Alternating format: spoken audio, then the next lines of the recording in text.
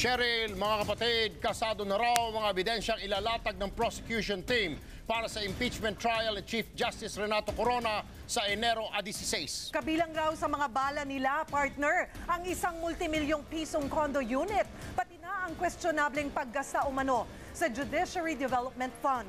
Pero ang ilang mga abogado, partner, humirit sa Korte Suprema para ipatigil ang paglilitis kay Corona. Fiona Nicolas, ikwento mo. Ito ang kopya ng titulo ng isang condo unit sa Bellagio sa Fort Bonifacio. 14.5 million pesos ang halaga. Nakapangalan sa mag-asawang Renato at Cristina Corona.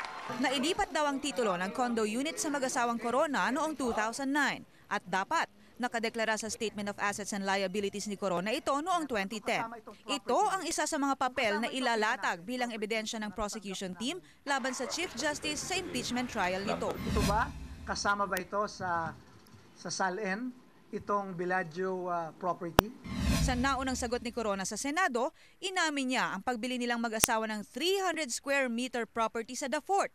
Installment raw nila itong binayaran. Ibabala rin daw ng prosekusyon ang umano hindi pag-account ng pinaggamitan ng Judiciary Development Fund o JDF na umabot na ngayon sa 5 billion pesos.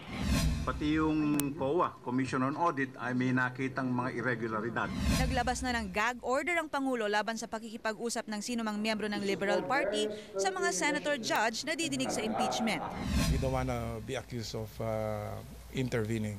Sinagot naman ng UST Graduate School ang lumabas na artikulo sa isang pahayagan na kumikwestiyon sa PhD ni Corona sa nasabing universidad. Anila, walang special treatment kay Corona at karapat dapat siyang bigyan ng Doctorate of Laws. Fiona Nicolas, News 5.